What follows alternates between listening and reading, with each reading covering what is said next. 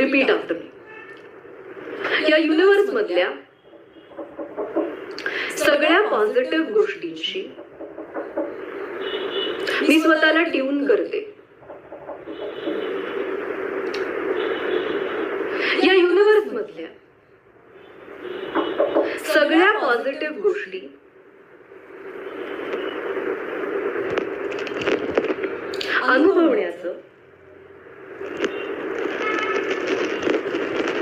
अनुभवण्याची पात्रता माझ्यात आहे. आता या सगळ्या गोष्टींमध्ये fill everything that you want. Okay, जसं चांगले नातेसंबंध,